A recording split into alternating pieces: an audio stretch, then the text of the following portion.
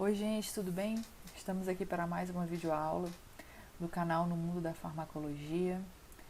Hoje vamos dar continuidade às aulas sobre o sistema respiratório. Tivemos uma primeira aula que foi mais longa do que eu esperava, mas foi uma aula onde a gente falou um pouco sobre a fisiopatologia da asma e da doença pulmonar obstrutiva crônica, seus tratamentos, as diferenças entre essas doenças. E hoje nós vamos finalizar o sistema respiratório, os fármacos utilizados no sistema respiratório, falando de expectorantes, mucolíticos e antitussígenos. Para quem não me conhece, sou a professora Priscila, sou farmacêutica, PhD em farmacologia, e aqui no canal No Mundo da Farmacologia eu tento trazer para vocês vídeos sobre farmacologia, sobre fisiologia, vídeos curtos, a maioria das vezes vídeos curtos, para que vocês tenham um melhor entendimento sobre assuntos específicos e esses vídeos possam ajudar nos estudos de vocês, ok? Então, vamos dar início à aula. A gente vai falar sobre os mecanismos que impedem a entrada de partículas nos alvéolos, vamos falar da composição da secreção respiratória, mecanismos da tosse, causas da tosse aguda e da tosse crônica, mucolíticos expectorantes, antitussígenos narcóticos e não narcóticos e outros fármacos usados como antitussígenos. Então, os mecanismos que impedem a entrada de partículas nos nossos alvéolos. A gente tem, primeiramente, uma barreira física, que é a produção de muco, é a camada de muco, e os nossos cílios, nossos pelos que existem dentro das nossas vias aéreas, que impedem aí com que partículas fazem uma filtração desse ar, e essa camada de muco também impede que essas partículas entrem direto em contato com as nossas células. E, além disso, existe, depois que passa das nossas narinas, nós temos aí essas células ciliadas que fazem os movimentos ciliares, que também fazem uma expulsão de qualquer partícula que consiga aí adentrar. Então, além disso, se essas células conseguirem entrar no nosso organismo, então aqui a gente tem uma camadazinha de muco que protege, células ciliadas que fazem um movimento, para expulsão de partículas de dentro do nosso organismo, e elas formam uma barreira física para que a gente não tenha contato, e que essas partículas não consigam chegar no nosso trato respiratório inferior.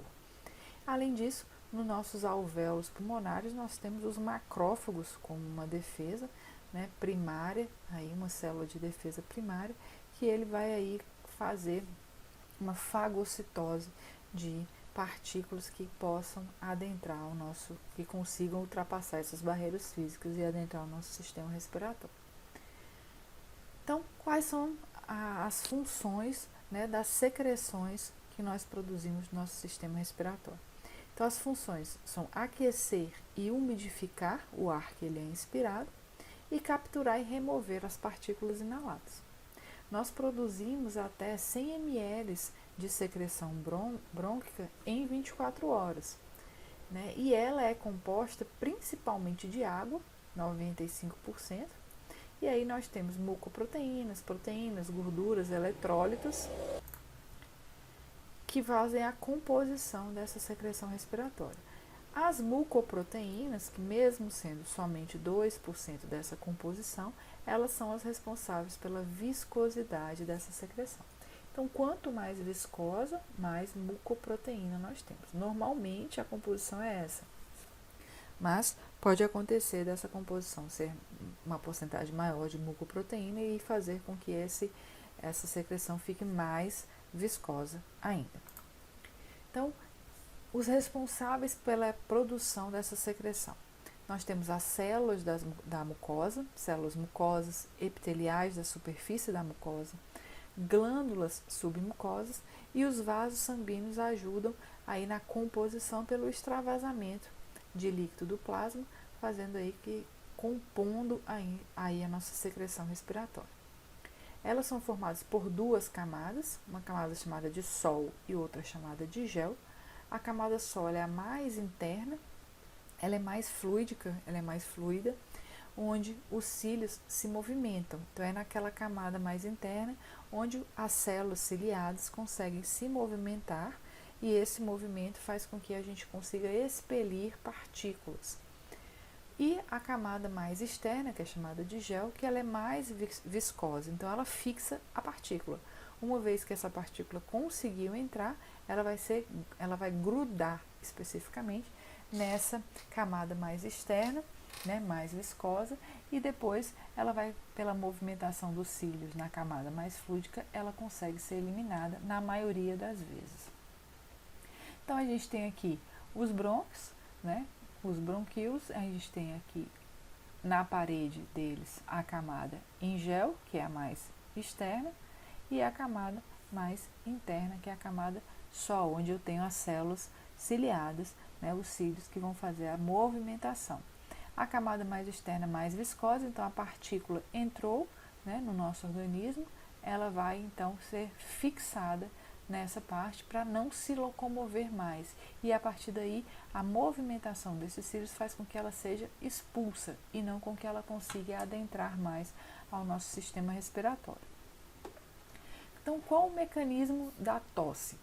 Né? A tosse, né, a gente tem alguns estímulos que podem causar a tosse, estímulos mecânicos, químicos, inflamatórios, né? Então, mecânicos, pó, poeira, né, muco,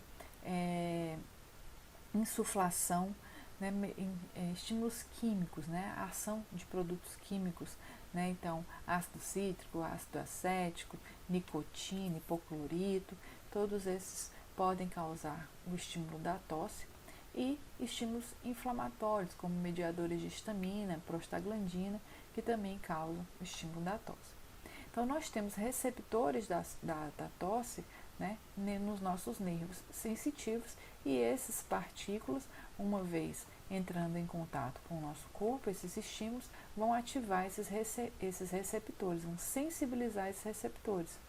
Então, são receptores de adaptação rápida, e esses nervos sensitivos, nós temos as fibras C nos pulmões, as fibras C, e nos brônquios as fibras C também, que vão fazer com que esse sinal, esse estímulo, seja emitido como um sinal lá para o nosso córtex.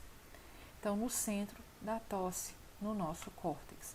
E lá no nosso córtex, né, que eu fui sensibilizado nos nervos sensitivos que estão presentes de forma mais externa, aí no nosso sistema respiratório, que faz com que a gente ative esse sistema da tosse, né? Eles vão ser sensibilizados, temos mediadores que vão ativar lá no córtex a modulação, mediadores como taquininas, neurocinina, substância P e outros mediadores que fazem com que o córtex sofra uma modulação e o centro da tosse envia uma resposta, né? Um efetor, que são o fechamento da glote, os músculos expiratórios e da pelve, fazendo a contração dos músculos expiratórios e da pelve, fazendo com que a gente tenha a tosse, né? Então, a tosse é um processo gerado lá no nosso córtex por um estímulo,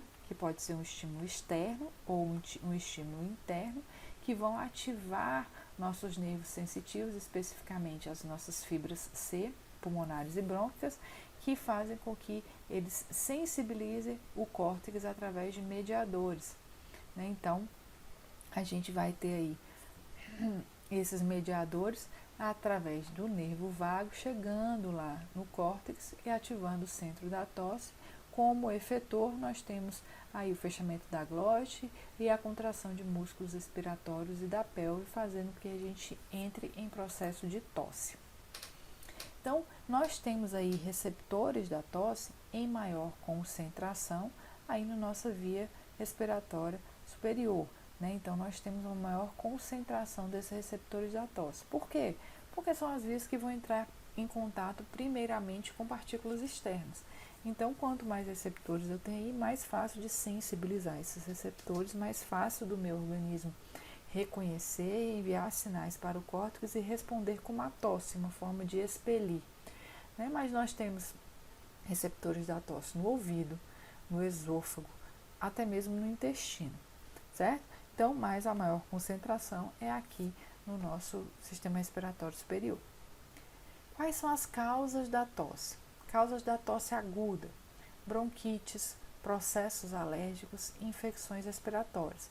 Então, em bronquites, em infecções respiratórias, nós temos aí um processo inflamatório, em processos alérgicos também, além do próprio alérgeno entrando em contato e podendo causar tosse, nós temos aí um processo inflamatório que também pode ativar o nosso centro da tosse lá no córtex. A tosse crônica, ela pode ser causada pela asma, que a gente já viu no vídeo passado, um refluxo gastroesofágico, a gente viu que nós temos receptores de tosse aqui no reflexo esôfago-traqueia, e a gente tem, então, o refluxo pode causar uma tosse, o gotejamento retronasal e o uso de inibidores da ECA, todos eles podendo causar aí uma tosse crônica. Então, para a tosse, o que a gente usa? Expectorante e mucolítico, né? Além dos antitussígenos. Então, a gente vai ver agora a diferença entre o uso de um expectorante e o uso de mucolítico. Qual a diferença desses dois medicamentos? Os mucolíticos, eles são agentes que reduzem a viscosidade das secreções, contribuindo para a sua remoção. Então, eles deixam a secreção mais fluídica. Ela é mais fácil de se mover e de sair, de ser removida. Os mais usados são acetilcisteína, Ambroxol e bromexina. Os expectorantes, eles agem estimulando o mecanismo de expulsão da secreção. Qual é o mecanismo de expulsão da secreção? É a tosse. Então, eles estimulam a tosse. Mas se essa secreção estiver muito viscosa, você vai tossir eternamente, você não vai conseguir expulsar, né? Então, você acaba tendo uma exaustão por tosse e não consegue fazer a expulsão da secreção. Então, eles não devem ser utilizados em conjunto com antitussígenos, porque o antitussígeno ele tem a ação exatamente o contrário, de inibir o mecanismo de expulsão, de inibir a tosse. Apesar da sua ampla aceitação pela população leiga, seu benefício clínico não está claramente estabelecido e a sua utilidade ela é bastante questionada, né? Então, até que ponto o uso do expectorante é um expectorante que somente estimula o mecanismo de expulsão e não fluidifica a secreção, como ele consegue colocar essa secreção para fora, né? E o mais utilizado, aí um exemplo é o iodeto de potássio, o iodeto de potássio e a guaifenesina. Esses fármacos para tosse, né, eles ainda podem ser classificados como mucoativos, né, que são aqueles indutores de uma secreção reflexa, que é o iodeto de potássio, a guaifenesina, a ipecacuanha. Nós temos os modificadores das características físico-químicas da secreção, né, que vão alterar a característica físico-química, deixando ela mais fluídica, a acetilcisteína e o sobrerol, e os estimuladores da atividade secretora da glândula da mucosa. Então, ele estimula a secreção de muco, esse muco vai vir mais fluídico, né, que é a bromexina e o ambroxol, fazendo com que você consiga expelir por eles estarem de uma forma mais fluídica. Então, os indutores da secreção reflexa, eles causam aumento das secreções através de um estímulo vagal. Então, a gente tem aqui os indutores da secreção reflexa, né? Então, ele é o iodeto de potássio, a guaifenesina e a ipecacuanha, né? Eles vão fazer aí um aumento de secreções através do estímulo vagal. Então, esse estímulo vagal também vai estimular a tosse propriamente dita. Então, ele faz com que você aumente a secreção, mas por tossir mais, ok? O iodeto de potássio, especificamente, ele estimula o parasimpático a aumentar a produção de secreção e ele tem como reações adversas irritação gástrica, rinite, lacrimejamento e cialorreia, que é um aumento das glândulas salivares. Os modificadores das características físico-químicas das secreções, eles são como a acetilcisteína, eles adicionam grupos sulfidrilas que interagem com pontes de disulfeto das mucoproteínas, rompendo a estrutura de cadeia em cadeias menores e menos viscosas. Então, eles vão adicionando esses grupos sulfidrilas que vão fazendo com que esse aglomerado de muco vai se quebrando e eu tenho aí cadeias menores, fazendo com que esses mucos fiquem mais fluídicos, né? Então, o fluimucil, né, que é a acetilcisteína, é um exemplo desses modificadores das características físico-químicas da secreção. Então, a acetilcisteína age melhorando a dispneia nas bronquites crônicas por melhorar a eliminação das secreções. Tem como reações adversas uma queimação traqueal, náuseas e vômitos por causa do sabor da acetilcisteína, mas geralmente ele é bem tolerado e a ação é perceptível em poucos dias. Nós temos aí os estimuladores da atividade das glândulas e células secretoras, como a bromexina e o ambroxol, também são considerados mucolíticos, né? Acredita-se que esses fármacos promovam a liberação de enzimas lisossômicas que degradam os mucopolissacarídicos. Então, eles agem ativando, né, liberando enzimas que vão quebrar esse muco, fazendo com que essa secreção também fique mais fluídica e mais fácil de ser eliminada. Aí nós temos os antitussígenos. Os antitussígenos, eles são fármacos que reduzem o reflexo da tosse, lá no nosso córtex, independente da secreção respiratória.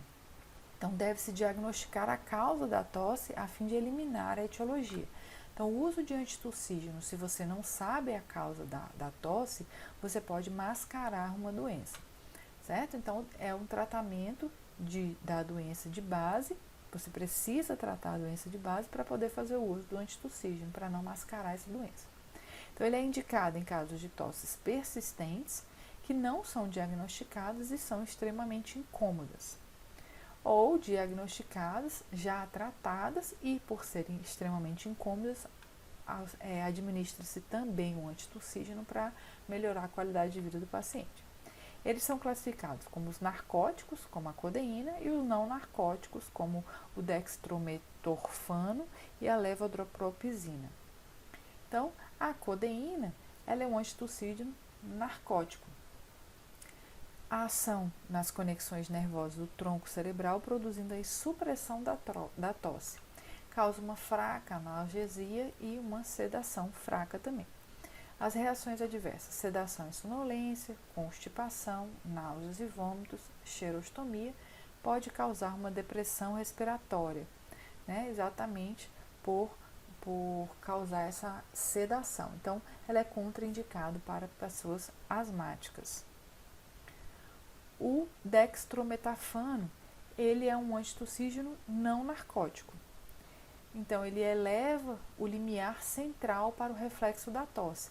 Então, nós temos um limiar, né, para que seja ativado o reflexo da tosse. Quando ele eleva o limiar, isso quer dizer que eu preciso de mais estímulo para ativar o reflexo da tosse. Então, não vão ser com poucos estímulos que eu vou conseguir ativar esse reflexo. Então, eu elevo o limiar utilizando essa medicação, eu elevo esse limiar, então eu preciso de um estímulo maior e mais intenso para que eu tenha aí o reflexo da tosse. Então, ele acaba diminuindo um pouco o reflexo da tosse. Não interfere nas secreções respiratórias e não apresenta ação analgésica ou sedativa. Tem como reações adversas diarreia, náuseas e vômito. A levodoropropizina, ela é um antitussígeno também não narcótico, atua modulando a atividade das fibras nervosas dos brônquios. Então, quando ela modula essa atividade, ele evita que eu tenha uma resposta acentuada dessas fibras nervosas. Então, a reação adversa pode causar diarreia, náuseas e vômitos, pirose, cefaleia e palpitação.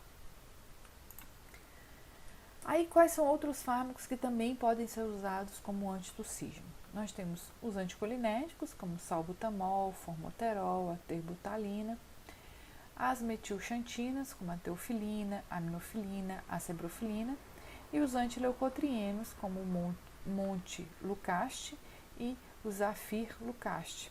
Todos esses que causam uma diminuição na broncoconstrição, né, diminuindo então reflexos da tosse. Nós temos também as cromonas, como o cromoglicato de sódio, o nedrocromil, os corticoides, como a prednisolona, e a omazilumab, também fármacos que vão aí diminuir a broncoconstrição, ok? Então, os fármacos utilizados como antitussígenos, como expectorantes e mucolíticos, a gente viu agora nessa aula, finalizando aí o sistema respiratório, os fármacos utilizados para o sistema respiratório. Eu espero que vocês tenham entendido, vocês tenham gostado da aula. Por favor, dê um like se você gostou da aula, compartilhe a aula. Qualquer dúvida, podem entrar em contato comigo, que eu posso estar tirando a dúvida de vocês a qualquer hora, pode deixar nos comentários que a gente se encontra na próxima aula, ok? Bons estudos, gente, e até mais.